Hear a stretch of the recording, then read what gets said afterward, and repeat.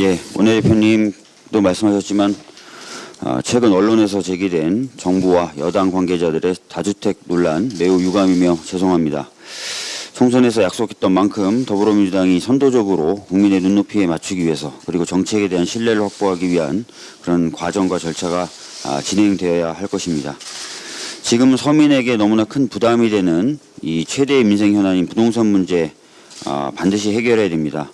실수요자 보호하고 투기는 억제하는 실효성 있는 부동산 정책을 반드시 만들어내겠습니다. 민주당뿐만 아니라 미래통합당 역시 공당으로서 부동산 문제 해결을 위해 함께 노력해야 합니다. 정치적인 비판만으로는 현재 부동산 문제 해결할 수가 없습니다. 미래통합당이 상임위 위원 명단 이미 제출했으니 하루속히 관련된 입법을 위한 논의를 시작할 것을 제안합니다. 검언유착 수사팀에서 검찰 내부망에 다수의 주요 증거를 확보해 실체적 진실에 상당히 접근하고 있는 상황이라는 글을 올렸다고 합니다.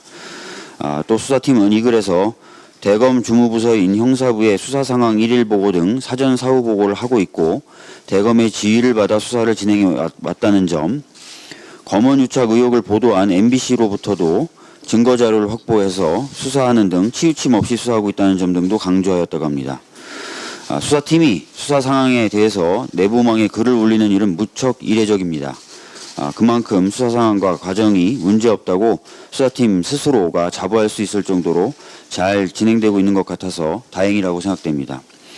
이미 여러 번 말씀드렸지만 검언유착 사건은 검찰총장의 최측근이 관계된 사건입니다. 따라서 이 사건에 대한 수사의 공정성을 위해서 수사 과정에 검찰총장의 개입과 지시는 없거나 최소화되어야 합니다. 너무나 당연한 이야기입니다. 검찰총장도 이를 잘 알고 있었기에 대검 차장이 주재하는 대검 부장회의에서 사건을 지휘하고 본인은 관여하지 않겠다고 했던 것입니다. 법무부 장관이 검언유착 사건과 관련한 지휘를 한 지 6일이 지나고 있습니다. 아직 대검에서는 장관의 지휘에 대해 어떻게 하겠다고 명확하게 입장을 밝히고 있지 않습니다. 수사팀도 수사가 잘 진행되고 있다고 하고 검찰총장 본인도 수사지휘에서 빠지는 것이 좋겠다고 생각했었던 만큼 검언유착 사건 수사와 관련된 장관의 지휘는 내용적으로도 전혀 문제가 없는 것입니다. 검찰총장은 측근에게 면죄부를 주겠다는 것이 아니라면 법무부 장관의 지휘에 속히 응해야 할 것이고 수사 방해로 오해받을 수 있는 일체의 행위를 중단해야 할 것입니다. 아까 대표님께서도 말씀하셨는데 공수처법 시행일이 이제 딱 일주일 남았습니다. 마음이 급합니다. 저는 어제 공수처 설치 현황과 과제에 대한 토론회를 주최했는데요. 제대로 지금 국회가 준비를 하고 있느냐라는 따끔한 질책도 시민사회와 학계로부터 들었습니다. 미래통합당은 공수처의 위헌성을 확인하겠다며 제기한 위헌법률 심판을 방패막이 삼아서 공수처 설치와 관련돼서는 손을 놓고 있는 상황입니다. 국회가 공수처법 시행일을 일주일 앞두고 아무런 역할을 하지 못하고 있는 것은 명백하게 직무유기라고 할 수 있습니다.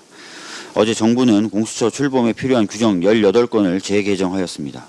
그리고 오늘 저희 당 소속 법사위원들은 공수처 준비단으로부터 준비 상황을 보고받고 국민의 요구를 전달할 예정입니다. 아무쪼록 국민 절대다수의 지지로 출범하는 공수처가 입법의 취지대로 제때 제 역할을 할 수 있도록 야당의 적극적인 협조를 부탁드립니다. 이상입니다.